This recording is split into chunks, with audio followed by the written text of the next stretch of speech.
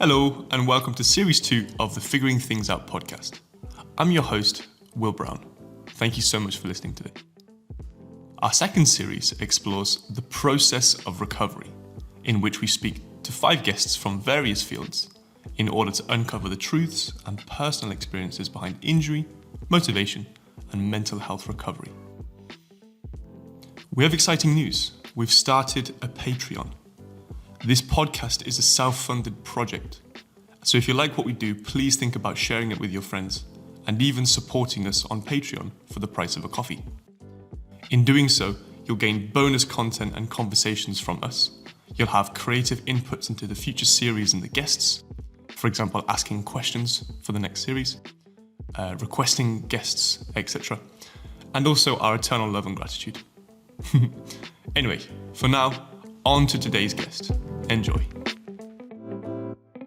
So here we go, episode 5 of season 2. I'm very lucky to have Samantha Emanuel. She is a mother, a recent mature student, a Pilates teacher.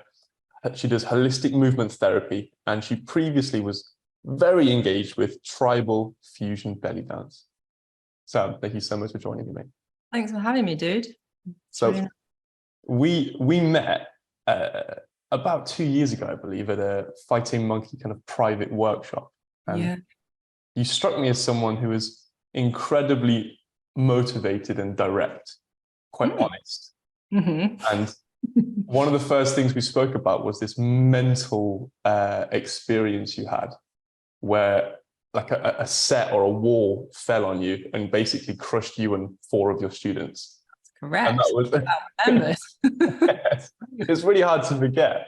Yeah. And I thought, okay, I'm doing this podcast on the process of recovery and big injury recovery, and your studies are very much in that field, both from a personal practice point of view and also with your work. So you're the perfect person for this conversation. So thank you so much for joining me. That's a pleasure. Do you want to give the listeners a little bit more about you and what's currently going on? Because it's pretty mad. So about like my history, well, we go back to my early 20s. I'm 43 now, so more than 20 years ago. I kind of fell into belly dance, tribal fusion style specifically, fell in very deeply and ended up in San Francisco training and auditioned for the only world touring belly dance company in the world, and then toured around with them for a few years. And then left the company because, I was in a relationship, and to be in a relationship and be away touring all the time just is really difficult. So I quit and went my own way and was teaching workshops and traveling a lot and performing all over the place for like 40 something countries. And then I had a baby. And well, before that we moved to France, but I was still touring. We had a baby. She was 2 years old when a wall fell on me and my students during a Pilates class I was teaching and crushed my pelvis. So the injuries would have been like a side impact in a car accident.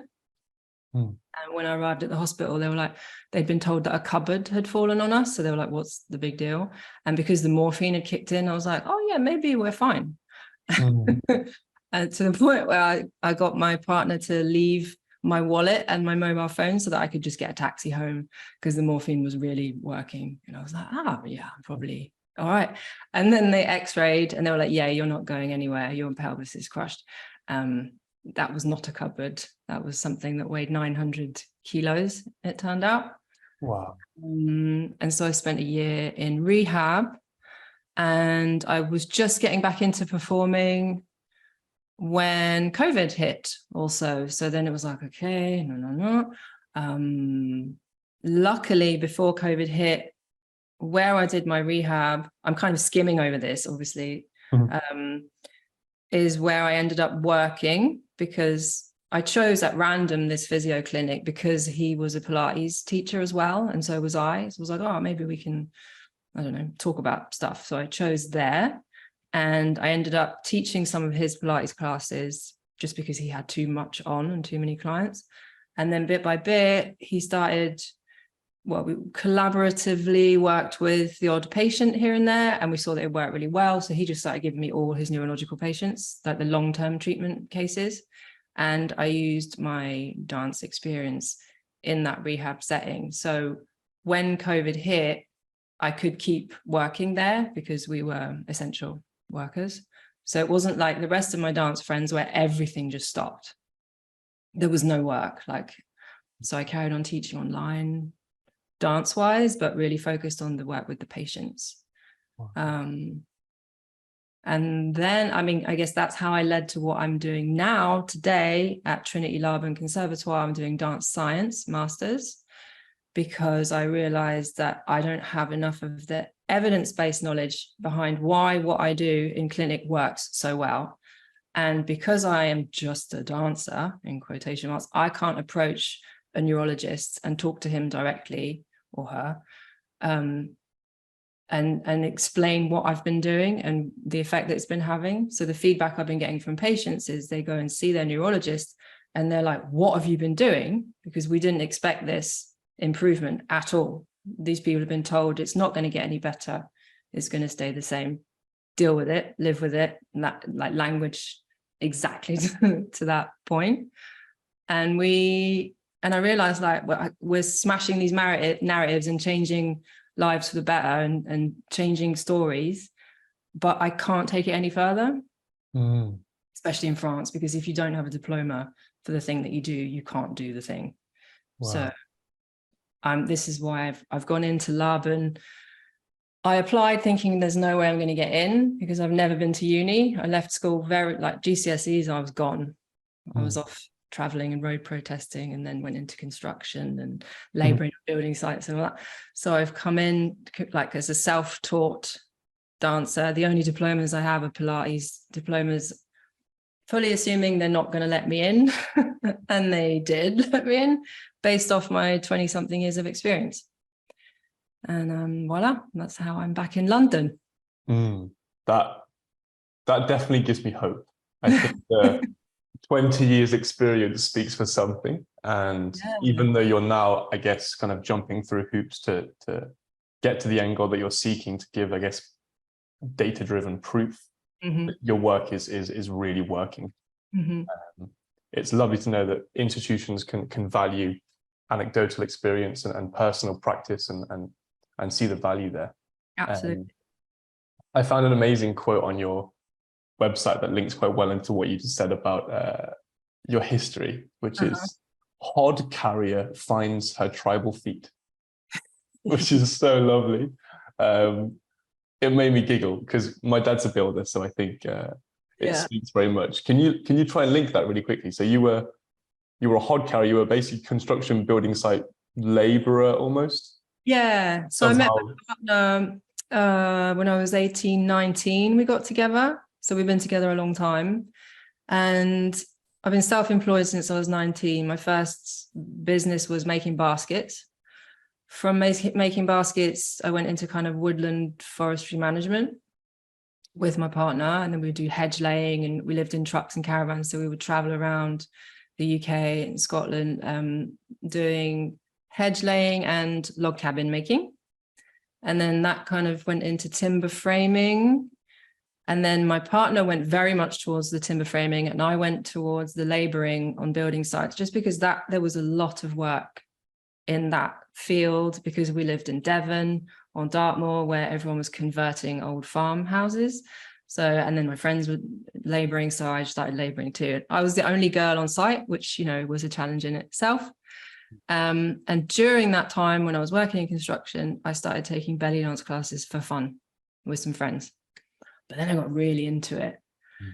And then I had to decide which one I was going to stick with, because doing the two didn't, like, I had these huge traps from pulling like buckets of muck, like up scaffolding ropes and like carrying roof tiles out. I was big, and it didn't really fit well with the aesthetic of a belly dancer. And so, you know, physically I was just like, I think I'm gonna have to choose. And I chose the belly dance. It coincided with us moving to Canada for 3 years. My partner did timber framing out there, and I used it as a base to travel to San Francisco, Wow. learn, because that's where the tribal fusion style kind of originates and came together. So I studied with the creators of the style there, and then ended up in the belly dance superstars. And yeah, left my construction roots behind, really. But it was quite funny because I went from only ever having worked with guys on building sites to suddenly finding myself on a tour bus with 20 belly dancers from like LA. Wow. And like figuring out that dynamic of working in a group of women compared to guys. That, yeah, I learned a lot in How both. was that? How was the difference? I mean, even at school, I always preferred hanging out with the guys because I always knew where I was. Like if they didn't like you, they would tell you. But with the girls, I don't know, you never really knew. And there was conflict and it was different. Yeah. Wow. But I carried through the work ethic, I think, from the laboring and just get it done, which I think, yeah, has helped me in times of challenge, which would be times of injury, and just like get it done. Yeah. So the belly dancing world, how does it work? Were you competing or were you performing mostly? No, I never competed. There is a lot of that. There's a huge side to that. I was asked to judge for competitions, but I didn't like it. I don't like that element. I don't think it's very healthy, especially in that scene. I saw some very talented dancers quit because they didn't win. And so I refused. If it was in the contract, I wouldn't do it. But I only performed. Like we performed with a troupe in casinos and theaters all over the place. Went to Japan 5 or 6 times, China, yeah, all over the place. What are your thoughts on competition now? I mean, I've never done hip hop or street, so I can see like the value in people doing battles, and they're amazing to watch. But I don't know if it's my cup of tea. I don't know if I would ever want to jump into a battle. I'm sure you learn a lot. But yeah, it's that element of competition. It doesn't sit right with me. I really go around in circles. I went, my whole childhood was hugely competitive. I was so driven by competition and loved it because it brought out this really driven side of me, let's say. I was mainly doing team sports like football or soccer. And then as I got into my 20s and I started to go on this more movement oriented approach, and it was more of an open, let's say, decontextualized practice. I started to look a bit more down the areas of collaborative practices like partner acrobatics or contact improv. And then went really kind of left and went away from competition completely and thought, oh, it's the devil. It brings out the worst in me. It brings up my ego, etc., etc. But now I've kind of gone again full circle and see it almost as a tool, as everything else. I think it could be if it's healthy, for sure. Yeah. I mean, we've all got a certain amount of ego, right, to do everything that we do. But it's whether it's healthy, or like the dancers that I saw who quit, who had so much potential. So it's a balance, I guess, like everything, like parenting, like life. How do you foster healthy competition in your kids? Well, my youngest is only 2. So I don't know about her yet. My eldest is 7. And if she loses chess, she throws the board across the room. So I'd say she doesn't she doesn't take to losing very well. I don't know, because I know like especially around East London, I've heard that sports day, nobody wins anymore. Like it's you just everyone gets a trophy for taking part or whatever. And I'm not sure how I feel about that yet. I haven't experienced that yet because we've just moved here. But I think there's got to be something that drives the child to want to put the work in, the effort in, and succeed. But then there's that whole like punished by rewards system of thinking, and I'm reading a lot about the flow at the moment in positive psychology, and there's like other ways that we can encourage our children and ourselves to to work and to create and to be productive. Hey, sorry to interrupt. A quick note. This podcast is currently a self-funded project and we don't have any ad sponsors and we don't really want to spam everyone with all of this stuff. However, it really helps us if we have some support. So if you're enjoying these conversations and would like to get involved, please feel free to buy us a coffee via Patreon and become one of our loved patroons. You can also share it with your friends as this really helps us grow. If you'd like coaching, courses, and event offers, please visit our website, figuringthingsout.com. For now, back to the podcast. A question I was going to wait to ask you, but I feel like it's maybe a good time, is this balance between hustle culture and cotton wool culture. And I really feel like for me, this giving a medal to everyone that participates completely misses the point of what's going on. It almost hinders everything and brings everything to this kind of, I don't want to say it's like communism, but it's almost like a communist kind of orientation where everyone's the average, no one's different, everyone's the same. No one has any unique quality or individual flair. Yeah. Everyone becomes this kind of gray. Yeah. And I think it's so sad and so ultimately negative. Yeah. It happened, actually, there is a story last year. Delphine was 6. She did a year of figure ice skating. And they did a competition at the end of the year where they had a choreography they had to learn. And then they did the choreography, all these like tiny little ice skaters on the ice. It was really cute. But then they all got a medal.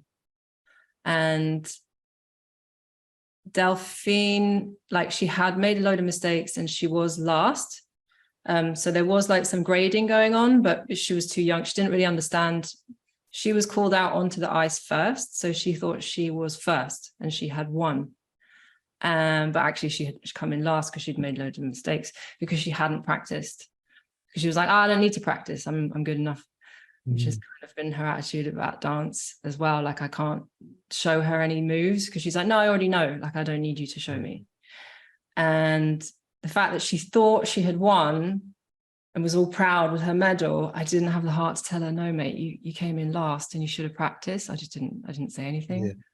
But then it's like, okay, I haven't done her a favor there because she didn't put the work in. But then I was like, how much does it matter at this age? Maybe when she's older, she'll understand. I don't know. I'm new to this. It must be so hard as a mother or any parent to have a young child be confused by the systems that they're kind of engaging with. Yeah. I really detest is the wrong word, but I really dislike this type of kind of like overly positive psychology driven system where it's like everyone's amazing and you did so well no matter what happened, because it doesn't take into account effort, like you were saying, or practice or skill or quality or differential between someone who's great at maths compared to someone who's great at biology or being physically engaged in an intricate sport. It's that balance again, isn't it? Like, how much do we prepare them for life? Yeah. In life, there's going to be hard days and you're going to lose at things, or you're not, and we do have to put the work in. But for me, I guess it's like, at what age does that need to start? That's a great point. It's a great point. I think from both of our practice in more of this decontextualized movement sphere, we've seen the other side, I guess, of not having grading criteria can be quite freeing and quite useful. Yeah. But on the flip side, it's also great to somehow measure and grade effort. Yeah. We need those feedback loops to then progress even further. Otherwise, we get stuck in just this kind of like early stage Mount Stupid in the Dunning-Kruger type idea. I'm amazing until I've got a feedback. And then I'm like, oh, I've got some work to do. And then you have that long-term practice perspective that is driven by feedback and dopamine loops. And and you got plasticity as well. So if you put it into the rehab context, when I'm working with people in stroke recovery, if I'm using, say, FM coordinations, I will start with a simple coordination, they will get it, and then I will change it and make it harder, and then they will get cross, and I'll be happy that they're cross because that little window of frustration is where the plasticity in the brain, like the doors open. So it's finding that balance between too much frustration and them giving up, or just enough that you keep pushing. Yeah. And they stay engaged, and then they get it, and then they feel the results as time goes on. And, you know, the positive feedback from the neurologists, you know, that like, oh, we never thought you would be able to use your right arm like that again. So we can see like the results are there, except I can't back it up with data yet because I haven't done the masters, but I'll get there. Yet. Let's go back a step. What is FM coordinations? So Fighting Monkey coordinations come from Joseph and Linda, who are the creators of Fighting Monkey. They're basically sequences of movement, very dynamic and very fast. And the first time I did FM, I threw myself right into a week-long intensive in Denmark, and I'd only ever seen a little bit online. I found them when I was in recovery from the accident, because when I was in recovery, I had a year of not being able to work, and I threw myself into searching online for other ways to move, because I had some tools from my dance and my Pilates, but I realized it wasn't enough. I needed more. I needed to diversify in order to recover. And I did recover extremely quickly from the injuries, like everyone was surprised. And I knew why, because I had put the work into researching different avenues. And through that, I found Fighting Monkey. And Denmark was mind-blowing and really challenging. And the biggest thing I learned there was embrace the struggle and just throw yourself in. Because if you kind of take a step back and think like, oh no, I can't, oh, it's too fast, and give up and sit out, then it's just pointless being there. So with them, I really learned, like, embrace the struggle, throw yourself in, even if you can't get it, just keep trying, and eventually it will come. And it starts to click and you're like, now I'm getting it. But it really takes embracing the really difficult, feeling like you're floundering, which is how I feel doing this master's as well, by the way, because I've never done academic reading or research. I have to learn the whole APA writing. I have to learn everything from scratch right now. So FM coordinations are movement sequences, and they can be regressed, progressed, really beautifully. I think they're very dynamic. Everything, all the joints are communicating well, and it translates really well into rehab settings. Yeah. Because if you've got stroke, you've got a blockage, and coordinations are a beautiful way to try and reconnect those pathways in the brain through movement. Yeah. For me, they're really lovely forms of like decontextualized dance. I keep using this word decontextualized, but I think it's quite relevant here. Yeah. I love what Fighting Monkey do is they bring, or let's say they gamify as much as possible from as many sports as possible, decontextualize them into open format movement challenges and scenarios, and then keep changing the games to keep people just on that level of salivation and frustration, let's say, which is amazing. And then the duo themselves, I think you'll agree, they're amazing. Joseph is this philosophical nerd who's an amazing public speaker and an amazing character, and Linda's this absolute phenom who doesn't really say much and just the most amazing animal. Yeah, exactly. Yeah, really is an amazing being, a very kind mother. Yes. Behind the doors, but really like ferocious. I was so intimidated when I first went to one of their workshops in Antwerp. It was probably 2015, 2016 kind of time, a long time ago. I was practicing just kind of handstands and CrossFit. And I went there, and these big arms in this little vest and my short shorts. Like, when are the muscle ups going to start? And I think we did like a 0 form where everyone kind of did this almost qigong routine, and then Joseph made us do this stance where we plucked something from the ground with our right arm to the right at 90 degrees, and then we pushed something away with our left arm to the left, and we stood in this horse stance for like 10 minutes. Yeah, nice. Without speaking, and I was sweating and shaking. It was the worst experience, but in the same time, the whole experience was so amazing because it was alive. and it was ever changing. We had this guy, one of Joseph's old friends from the army there, who couldn't speak a word of English, and he communicated via action. And he Nice. was teaching us how to tie these random knots, and we had to learn via different modalities, whether it was learning by observing, learning by copying, learning by doing, learning by failing, all these different areas of the being, and then having these really engaging philosophical conversations as a team. No, I love it. Yeah, it's such an alive practice that. And I love the toys that they bring in, the elements, the belts, the ball, like there's just endless variations. You know, every time I dive back in, I find something new. And it was keystone to my recovery. And then again, like I was injured again, 14th of February, Valentine's Day. I was late for work, so I was rushing. I was on the bike, and the bike flipped. Well, I went over the handlebars, the bike flipped and landed on me. And it was an electric off-road, like VTT, weighs a ton. And the thing hit me on my collarbone, and I knew straight away it was broken, because I remember the pain of broken bones.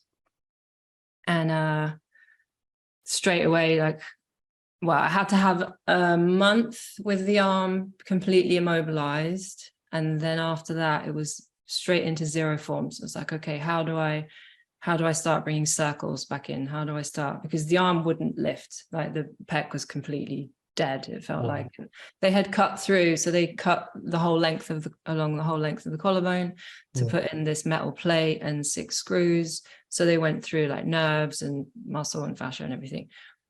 After having that, I was so happy that they hadn't operated with the pelvis breaks, because the pain after surgery is another level compared to broken bone. Like, it's savage.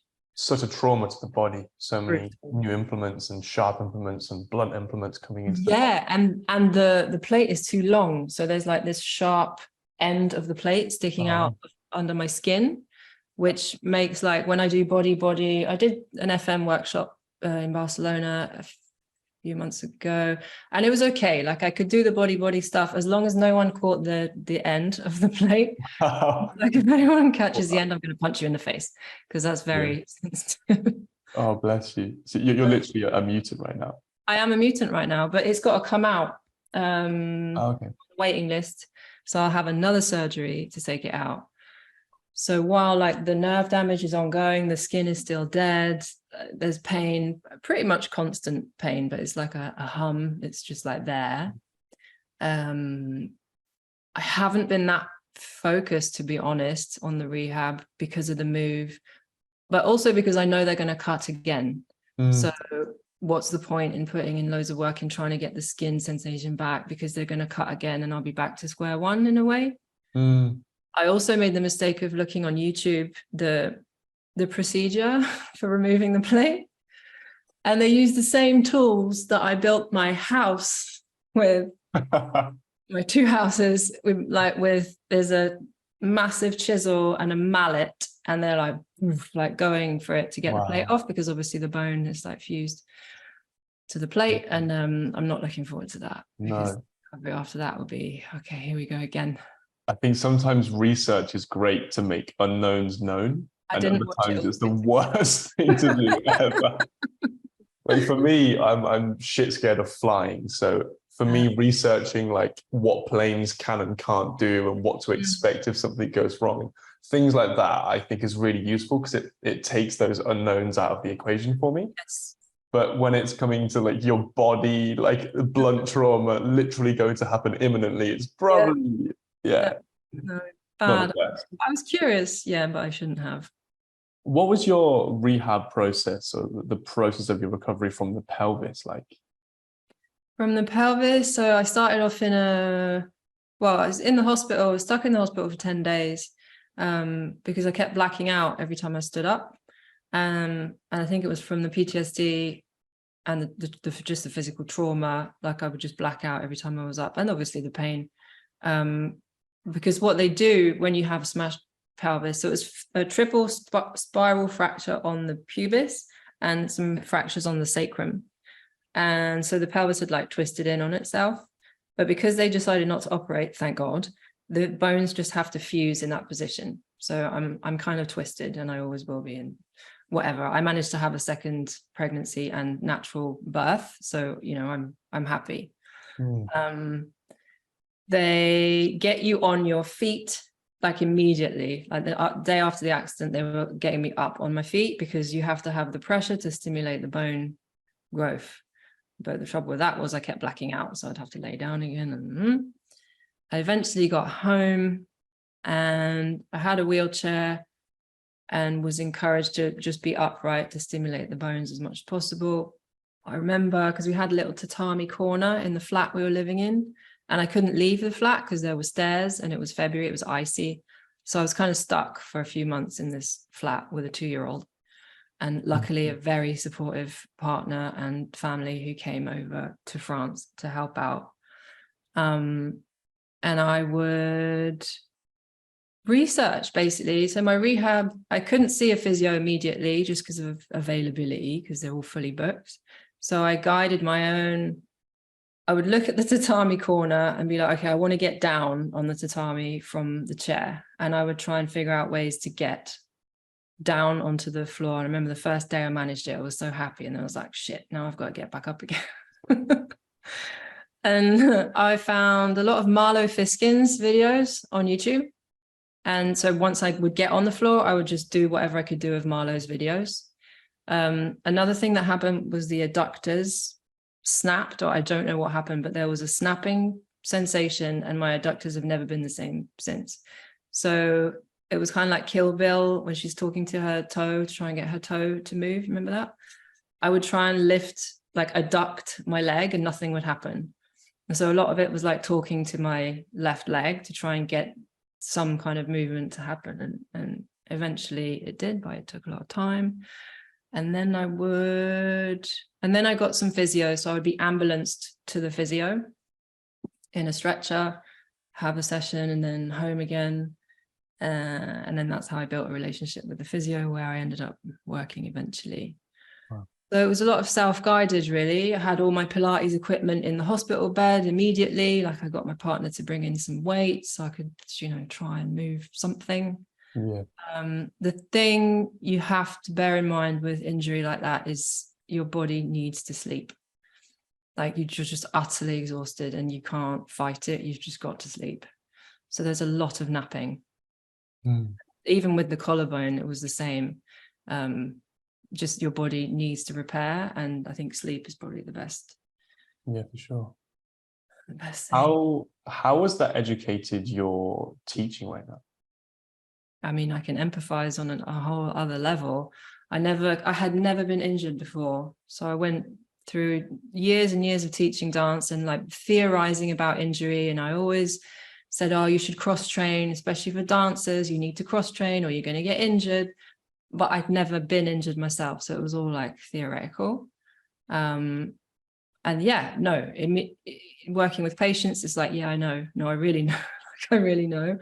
And I think I'm more able to offer, I think my language changed as well. I'm a lot more intelligent, I'd say, about the cueing that I use. I'm a lot more wary of other teachers' cueings as well now. So my daughter took a tryout dance class the other day, and immediately, because I watched like the first 15 minutes, I was like, I really hope she doesn't sign up for this class because his cueing is not okay. And she hated it. So I was like, okay, good. So I'm very wary of like other people's language as well. What was the issue with the cueing? It was just sort of ridiculing and enforcing the negative. It's like, don't do this. And it was very negative. I would always say like, I'm trying to think of an example. And of course, nothing's coming to me right now. I would never single anyone out either. He was singling kids out and kind of ridiculing them. And that's like a massive red flag. I would guide the whole group through cueing. So if I see someone doing something a little bit, I'll give the cue to the whole group. And then if it's still not working, then I'll go and correct the person or help the person individually. I mean, it seems really obvious, but I guess some people aren't reading the language of coaching books.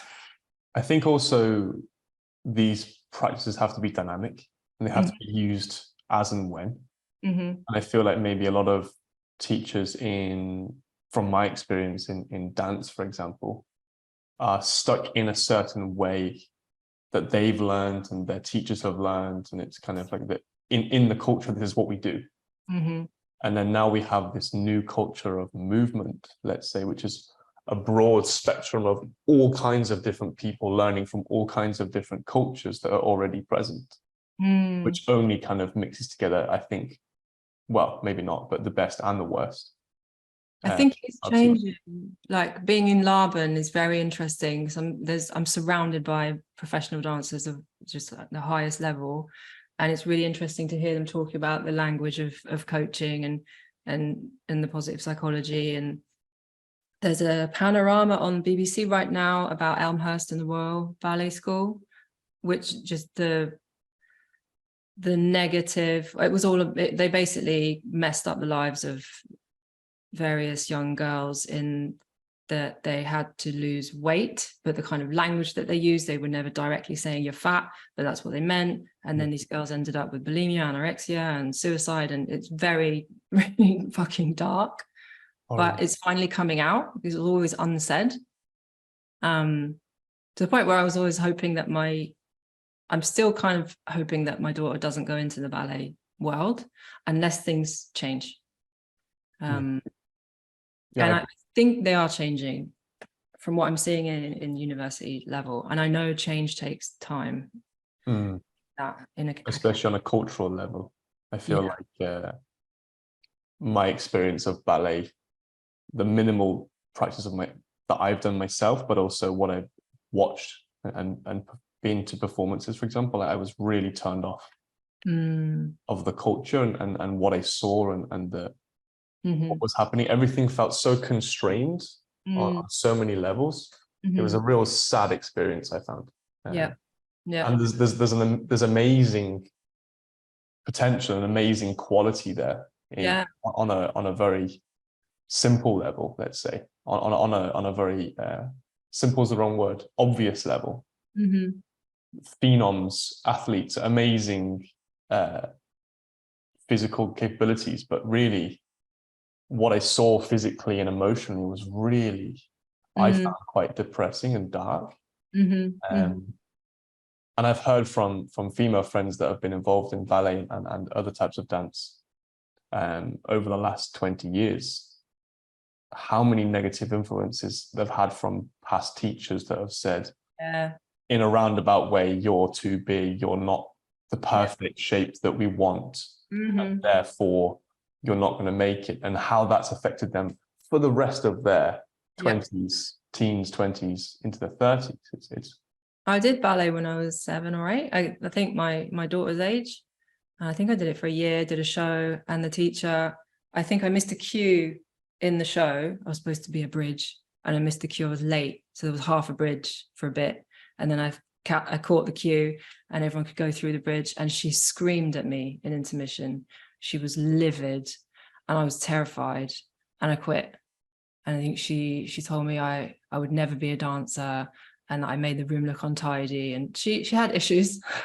So, but then that was it. I didn't do dance. I didn't find dance again until I was a HOD carrier, like in my early 20s. Yeah.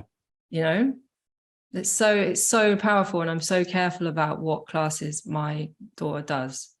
And it kind of wraps around back to what we were talking about in the beginning, like rewards and when do we push and do we cotton wool them, or it's like finding, no, I don't want to surround her in cotton wool. I want to prepare her for life, but I don't want her to be put off by dance because of someone who's had a difficult childhood themselves, or, you know, got issues and wants to punish small children and shouldn't be allowed anywhere near children, you know.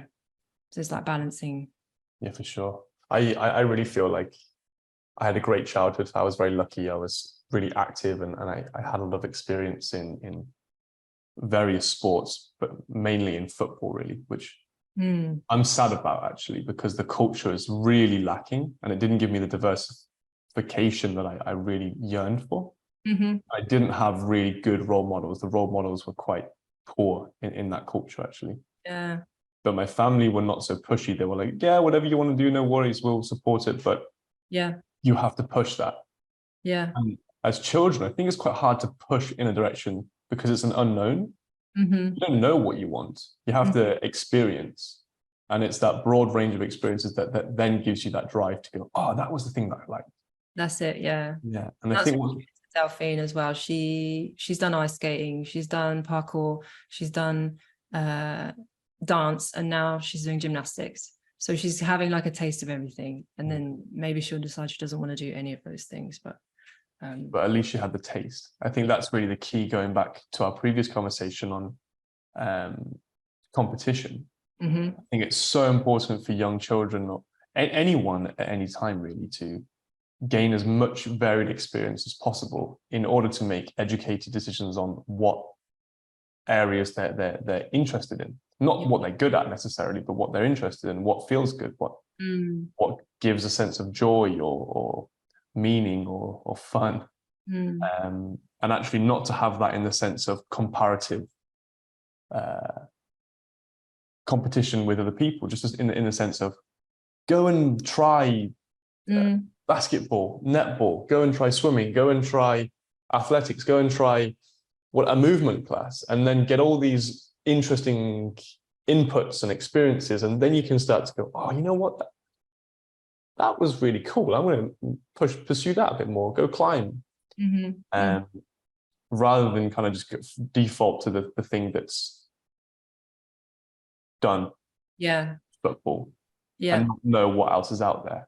It's only since I got into my 20s that I self-drove my experiences that I realized how much was out there and how amazing these things could be. And had that kind of like retrospective sadness of my childhood that, oh, I had an amazing time, but I wish I would have got into climbing or parkour or X, Y, and Z at that age. Yeah, but you know, you might have got burnt out or something. You never know. Like, it's like I'm finding, like, in my 40s, I'm where you were at in your 20s. Like, I feel I'm only just discovering all the possibilities and things that I thought were closed off to me, or things that I just didn't have the guts to try. Now in my 40s, I guess when you hit your 40s, you don't really care anymore, maybe. And maybe all the injuries that I've experienced and the rehab and everything has given me, I don't know, just the courage to put myself in uncomfortable positions, whereas maybe I would have been more cautious before and would have stuck to my lane a bit more and been more comfortable. I definitely learned a lot about embracing discomfort through living through the injuries. So in a way, like, even though injuries suck and they're savage and you have all this therapy and counseling and everything to go through, for me, they have been a gift. And it sounds really cheesy to say that, but they really have, because they completely changed my direction in life and enabled me to help people in a way that I never would have thought of or dreamt of. I never would have thought about working in rehab. I was just doing shows and I was kind of just following the scene, really. I didn't really have direction. I wasn't really sure what I wanted to do. So it definitely gave me this direction and drive that is driving me now to throw myself into a master's degree. Like, it's a really interesting point. I want to push a bit deeper. So you feel like the discomfort that you went through and the injuries now really helps you just to kind of throw caution into the wind and be like, you know what? Okay, doesn't matter if I fail. I went through a lot of, like, I went through phases of feeling like a victim. There was a lot of depression. Like, really, you know, I'm just going to give up. What's the point? I'm never going to get back to the stage. But just worked through it. And in working through it, you strengthen in ways that mentally as well as physically. And having kids as well, you want to be a good, I don't know, you want to show the best you can show for your kids, because if you just give up and go into depression, then what kind of example is that setting for them? You know, now that we're in London, Saturdays we go to the Place, me and my eldest. She takes creative contemporary and I throw myself into a level 3 contemporary class that I should not be in because I've never studied contemporary. And I'm definitely not level 3. but he's up for letting me flail at the back, and I will just flail like I do when I'm doing Linda's coordinations.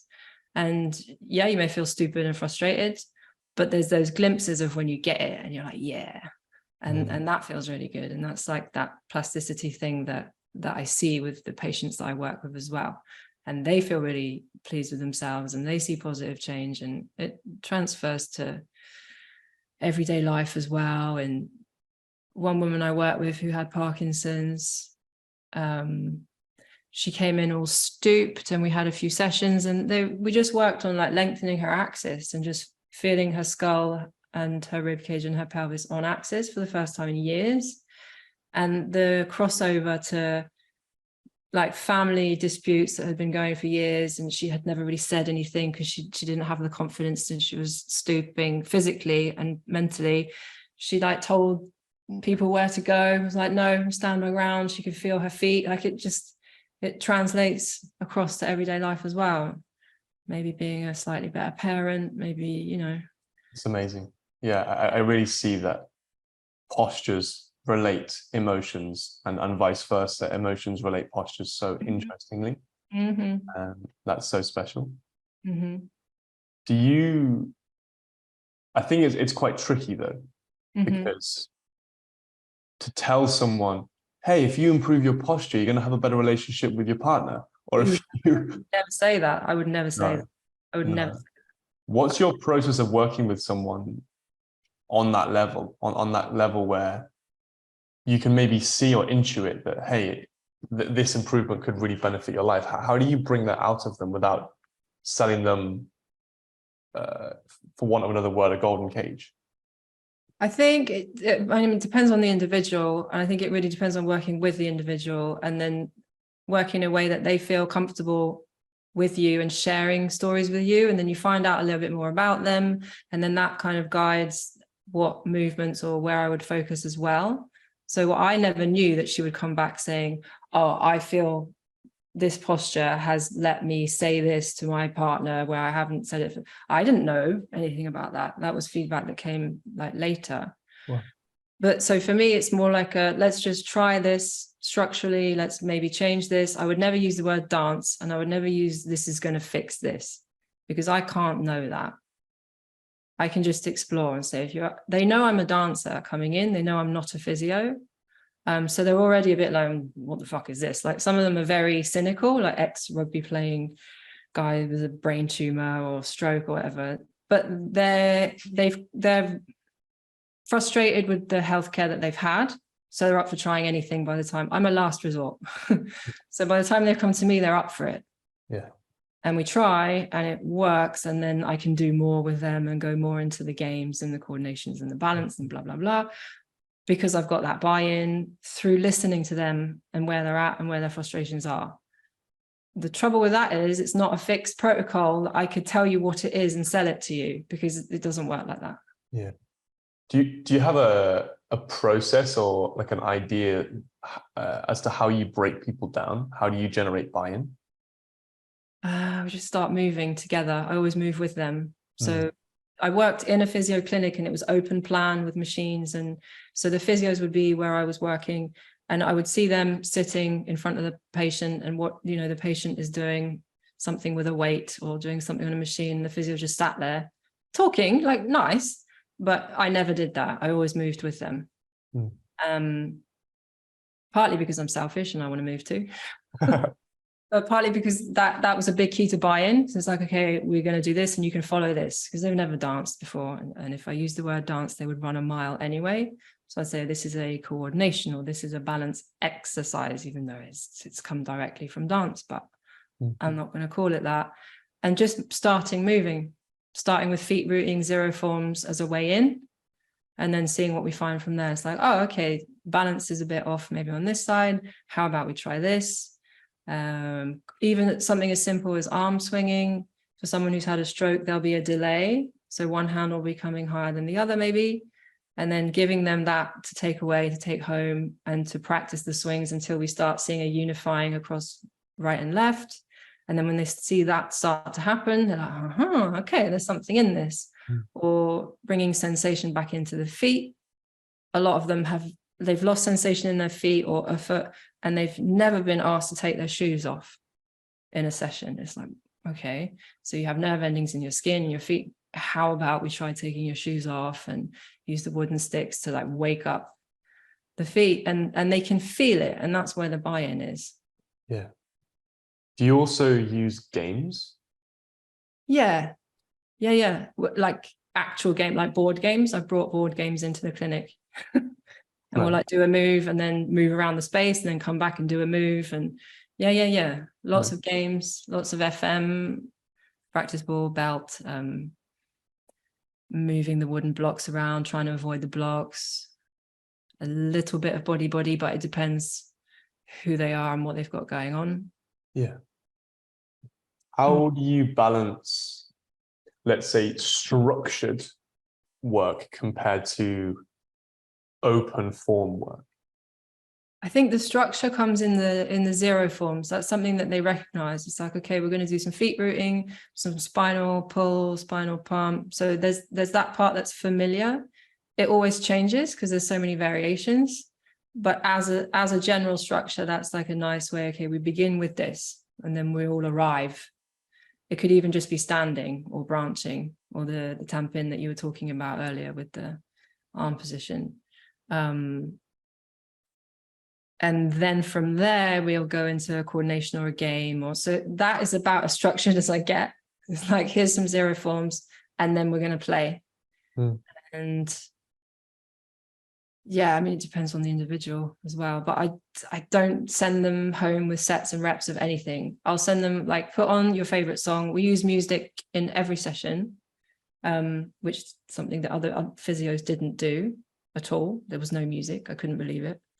To the point where other patients would comment that they've missed me since I left because there's no good music in the clinic anymore, because I would just whack the sounds up. Yeah. And the vibe is so important for buy-in as well. Yeah. I would ask them what their favorite music was, and I would make playlists for them.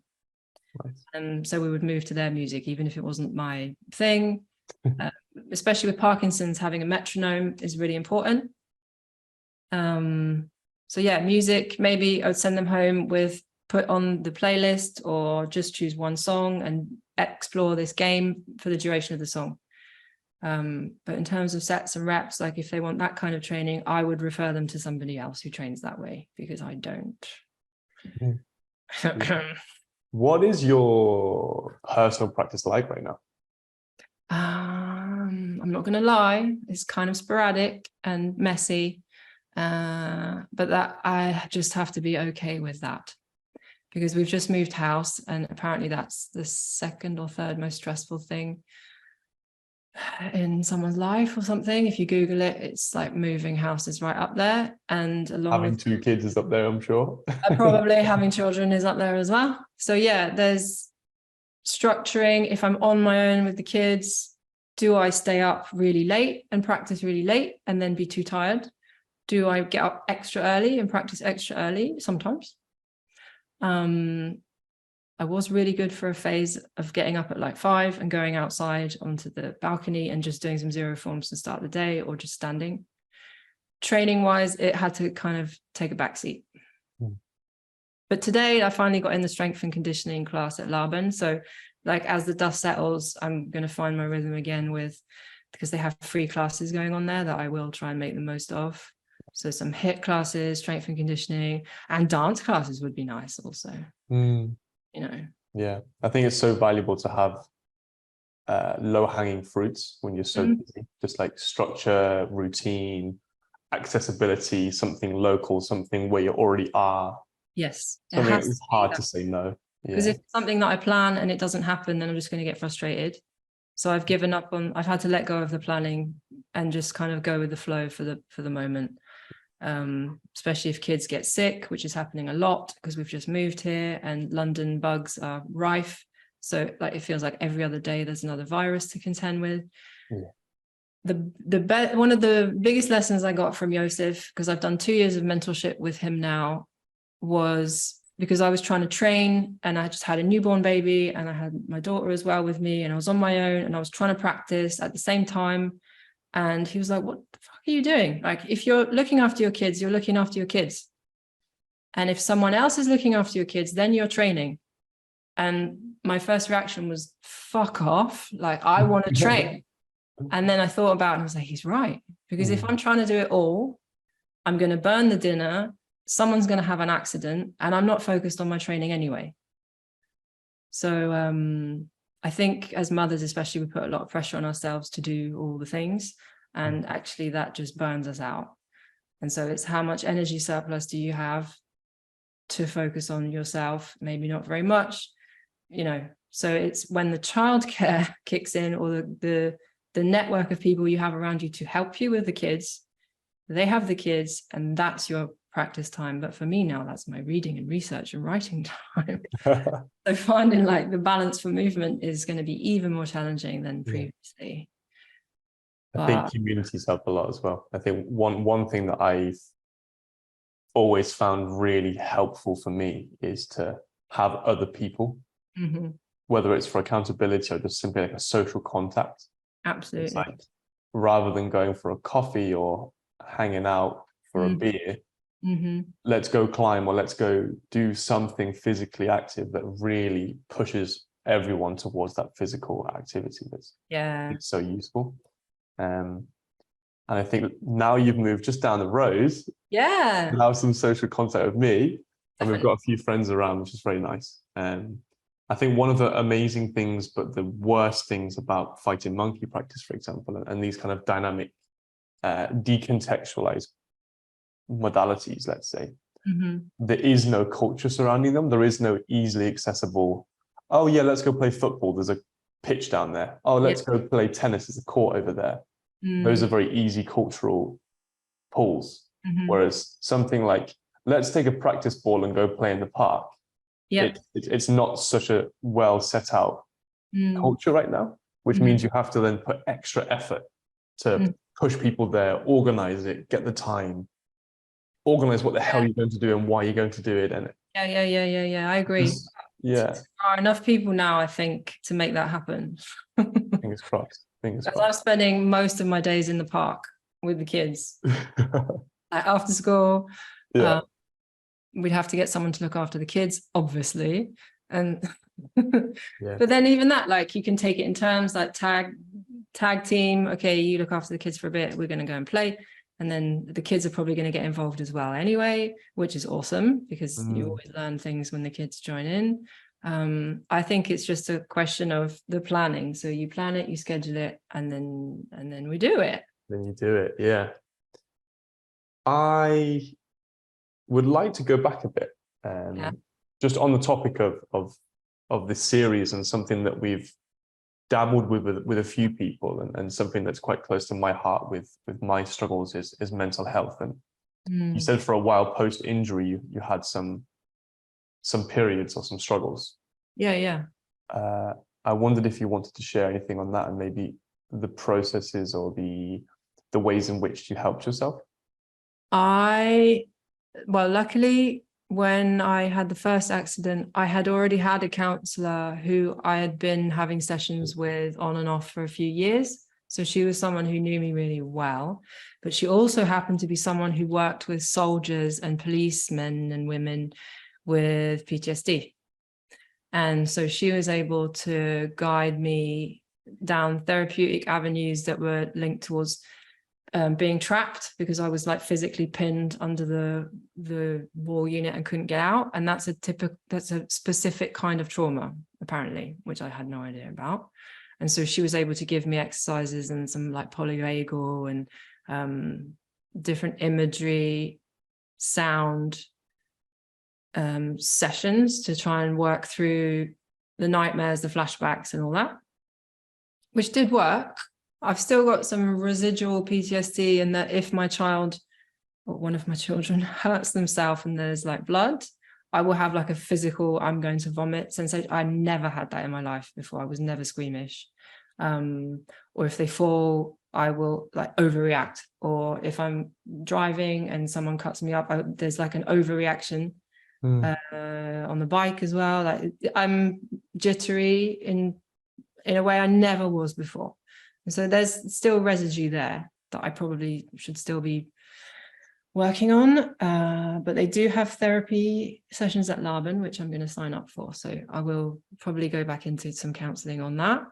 Also because the PTSD can affect learning and like memory, which I think might be a thing. So I'm going to work into that as well.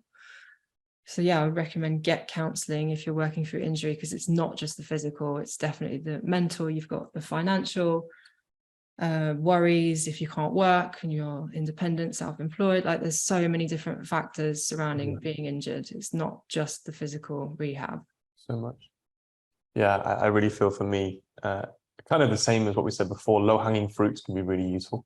When I was going through like negative mental health, let's say, and I was on this downward spiral, anything felt such a big step and such a high-hanging fruit, you could say.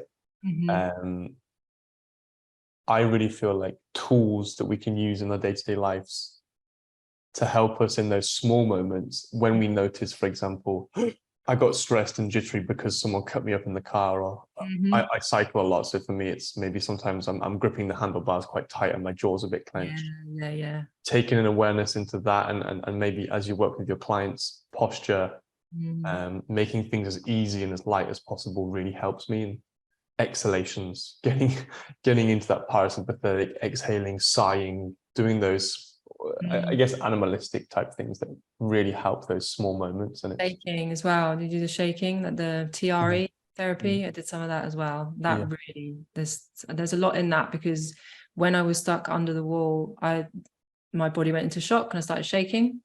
And when I've been in like sort of surgical situations, like minor surgery, the shaking would come back. Or when the collarbone thing happened and I woke up from the general anesthetic, the shaking like all over, and they'd be like, "Are you cold?" And be like, "No, I'm not cold. My body's doing this thing." And it's what animals do when they've been chased and escaped, and everything shakes. It's what my lurcher used to do after she'd been chasing deer as well. It's like the muscles just have to release that, and culturally it's like not normal and not okay to shake, so we don't go there. And that's something that happens a lot to me when I do standing practice, especially when I do the hour. Towards the end of the hour, around 45 minutes, this shaking will start happening in the legs, and I used to try and stop it, but now I just let it go. Something is trying to work its way out. So that's one tool, maybe shaking. Amazing tool. Softening in general, any type of swinging, softening, ease of letting. I love coordinations. The coordination moves, letting go. It's all letting go. And the patients I work with, they're all so tight and they're bracing. And a lot of the language around is like around bracing and holding and crisper in French. And it's like you have to decrisp. That's great. Yeah, exactly that. That's a lovely visualization, I think, as well. Something I literally got back, as you know, last night from Sicily after teaching for a week on a climbing and movement retreat. The climbing is amazing because it's such a deep subjective practice. There's so much on an emotional level for each individual that's very real, and you go through a whole range of emotion, really trying hard and really in a way you feel almost very crispy. It's a great way of saying it. Everything's on, the arm is on, the muscles are on, the facial expressions are on, the hands are all chalked up and your forearms are all pumped, and everything's very kind of internally rotated or driven. And my role in the retreat is very much to kind of bring people back to themselves and bring people back to this 0 point. And we do a lot of shaking and partner work and just kind of de-crisping everyone, which is so lovely. It's so great. And another tool is the minus 20%. So do everything 20% slower, which from the outside no one would notice. So it's not like you suddenly start moving in slow motion like you're on the moon, but it's just inside you. For me, the minus 20%, just on any simple action that you're doing, or I'm trying to do it while I'm talking to you now, but you wouldn't notice from the outside. But for me, it's like a dropping in. And that's the first time I understood what people meant when they talked about mindfulness. I never got it before. And as soon as I started minus 20%, it's like, okay, this is what they're on about. It speaks very much to me. I've actually got somewhat of a stutter. So for me, the minus 20% was super useful. I didn't gain that insight until I went to Germany. I was living in Germany for a year. And once I learned German and had this more robotic cadence to my speaking, that was when I started to realize, I don't stutter that much anymore. I can really kind of use breathing and relaxation and ease with that kind of minus 20% to speak somewhat normally. Yeah. Before, I'd try and muddle all my words together and they'd get all jumbled up and I couldn't separate things from one another. So yeah, I think that's an amazing tool as well. Also, just coming back to that breathing, the cadence of doing one thing at a time. Yeah. Speaking of time, I'm fully aware that your kids finish school in 10 minutes. School run duty. Yeah. Sam, thank you so much for today. It was really engaging. I really enjoyed that. We'll definitely hang out soon. Yeah, Is man. there anything you'd like to share to finish the conversation? Not really. I mean, if you want to find me, it's Samantha Emanuel 23 on Instagram. I'm a lot less active than I have been just because of the move and all the things. And then we'll see how I go with my studies. But I am still teaching online, so I'm still doing mentorship online. So if people want to reach out with questions about that, they can. Currently have students from the States, Canada, and Egypt, which is a nice mix. And yeah, that's where to find me probably. And maybe my website, samanthaemanuel.com, but I haven't updated that for quite a while. So it's great. I was looking at that and doing a bit of research, and there's some amazing clips on there of the belly dancing. There's some newspaper articles which are super interesting. Definitely worth checking out.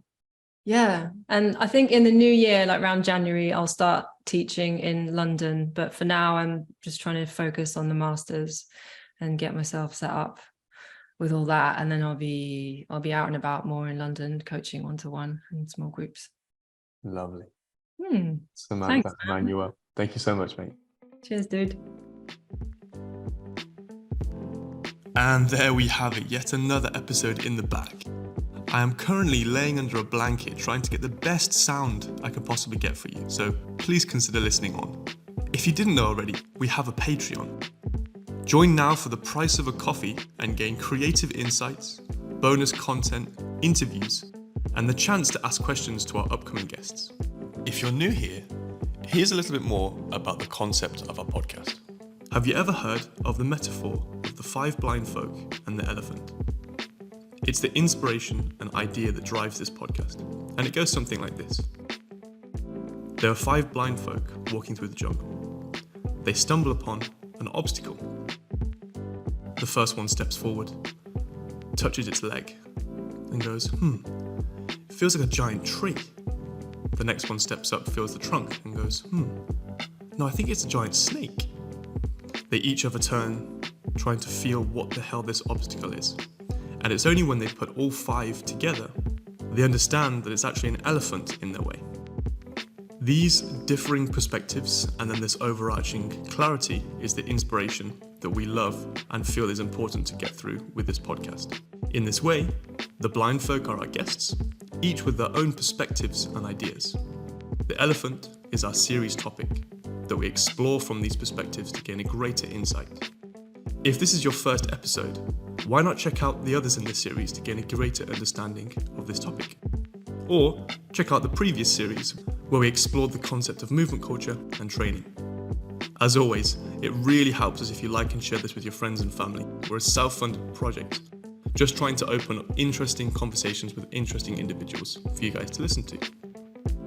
Thank you, and keep figuring things out.